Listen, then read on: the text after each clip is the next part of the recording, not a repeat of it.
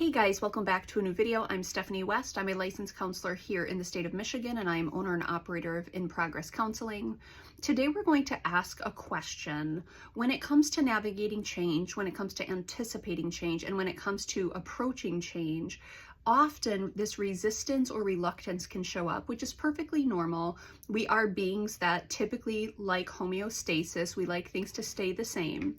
But when it comes to pivot points or moments of change, often for many of us, especially when anxiety is part of kind of the way we navigate, typically when uncertainty shows up, we have more of an anxious response.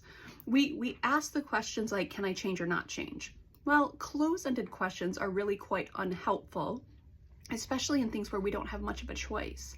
And so often with clients, we will slow things down enough to say, what would I actually need to be successful in change as this new pivot is oncoming? Or what do I need? How do I need to get myself equipped for this change that's coming my way? There's something so intimidating about the unknown. And that, again, that's a pretty typical human experience. Some people metabolize uncertainty much more quickly or much more easily, and other people metabolize change and uncertainty very, very slowly. There's a wide range of what normal is. But when we start to ask questions about what would I need to be successful in this change, we can often dislodge some of the gridlock and take slow, even if it's cautious or trepidatious steps towards something that is changing in front of us. And I'll often use this analogy with my clients, where if change is happening, I'm probably going to feel significantly different about the experience if I'm sitting in the passenger seat of my life versus if I'm sitting in the driver's seat of my life. But the driver's seat implies I have some self-agency, some control, or at the very least some influence going on in this change process. If I'm in the passenger seat, I'm like holding on to the handle and I'm like, and it's awful. But if I'm in the driver's seat, it might still be uncertain, it might still be scary, but there's something about me in motion, moving towards change, that helps me metabolize uncertainty in a different way, and often in a better way.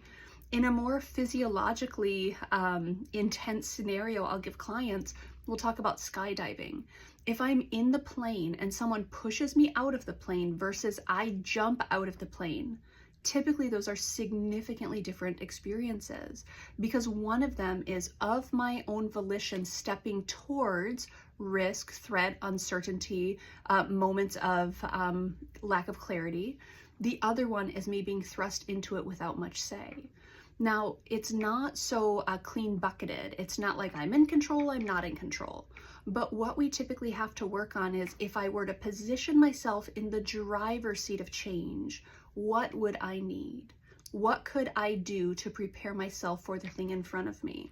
And once I start asking that question, some ideas, maybe even some solutions, some supports start to possibly fall into place, or my understanding that I might need some supports, I might need some help or some reinforcement. Those things start to emerge because I stop to ask the question, what do I need as I step towards this change? It's a very empowered statement. It doesn't take away uncertainty. What it does is it lets me ask critical questions.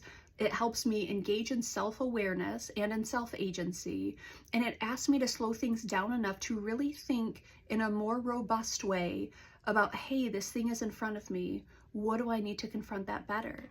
Maybe I'm trying to give up some sort of vice, and I'm thinking, I need accountability. I need a 30-day plan. I need some, people helping me vent and lament and process things with. Those are supports that would be very appropriate for someone stepping towards the context of giving up a stronghold or giving up a vice. If I'm engaging in dating for the first time, it's like, what do I need? Ooh, I probably need to sit with someone and talk about my fear. I also probably need to be able to reach out to a friend and say, did that just really happen? That just happened, right? And I need someone to process with. I might need a few skills or a few conversation starters that help me show up in a dynamic where I'm unfamiliar and uncomfortable, and now I have a few strategies literally in my pocket to engage that social setting. If I'm walking into my job for the first time, or I'm going into a job interview, what do you need? What do you need? What do you need?